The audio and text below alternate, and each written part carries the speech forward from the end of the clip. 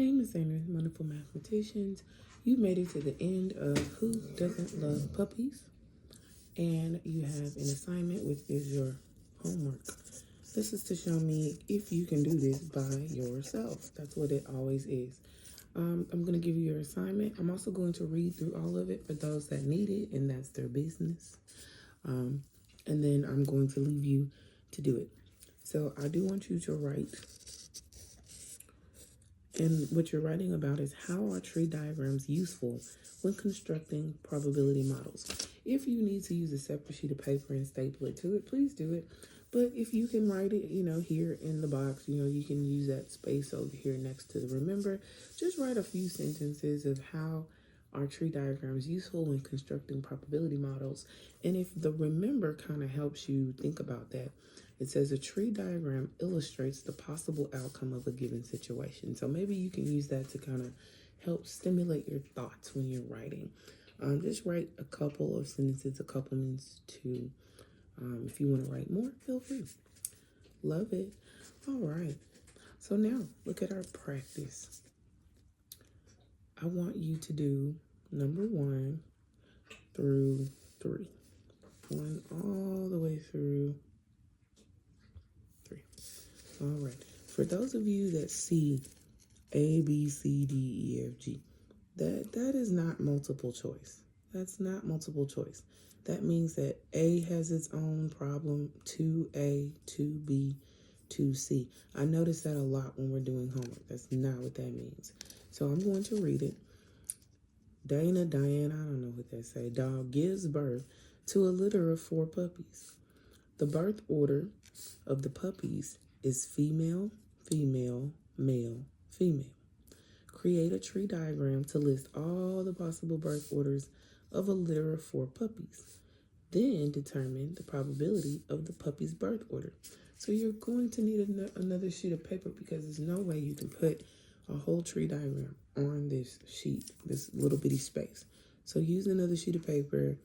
And if you want to do all this on a sheet of paper, just put write, of course, write your name, write, then answer the question, then put practice, and then put number 1, and then draw your tree diagram.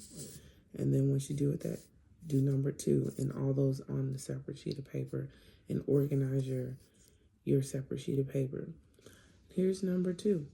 Kimberly is learning probability in the middle school while her little brother, Rodney, is learning arithmetic in 1st grade. Kimberly is using a 6-sided number cube to help Rodney learn how to add 1-digit numbers. She rolls 2 cubes, numbered 1 through 6, and Rodney adds up the 2 numbers on the faces. So now that we've read the problem, we're going to answer A, B, C, D, E, F, G based on the problem. They want you to first construct the tree diagram to determine all the possible outcomes, and then list the sum at the end of each branch of the tree. Then next, construct the probability model, which is a table, and we've done that, for rolling 2 6-sided number cubes and determine the sum of the faces. And remember, a number cube is a dice.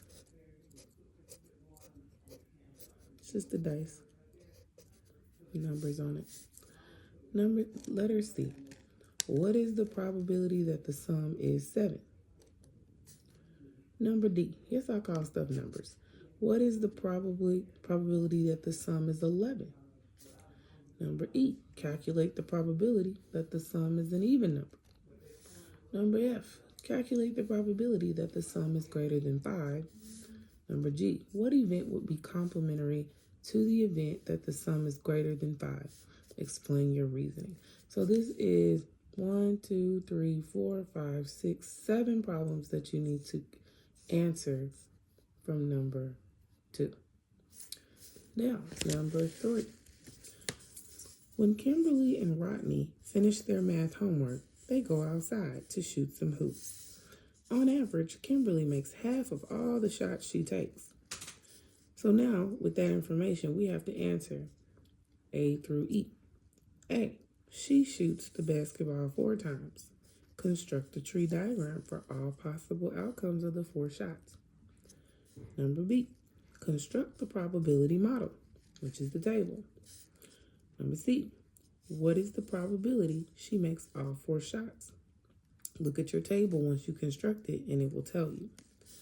Calculate the probability the probability she makes 3 or more shots.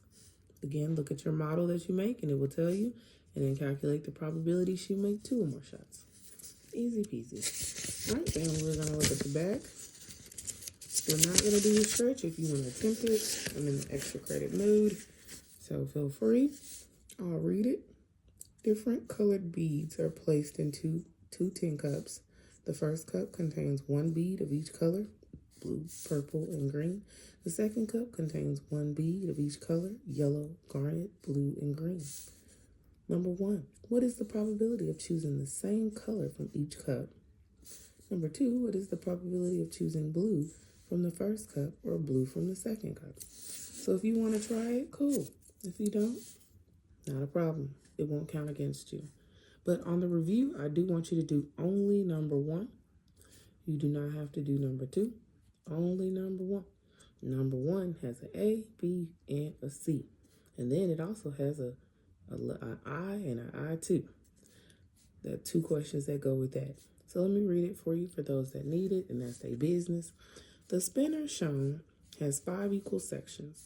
Use the spinner to determine each probability. Boom. See the spinner? Boom. See the spinner? So you want to figure out what's the probability of getting a C? What's the probability of getting a vowel? Suppose you spin twice. Boom, spin it. Boom, spin it.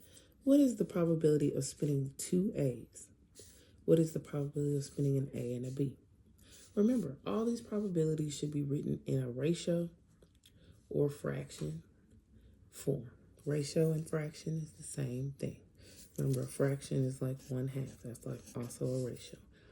Just to let you know, that's not one of the answers, so don't do it, okay? Just helping you remember that these answers should be written in a ratio fraction form. All right, see you in the next video. Can't wait to see what you do.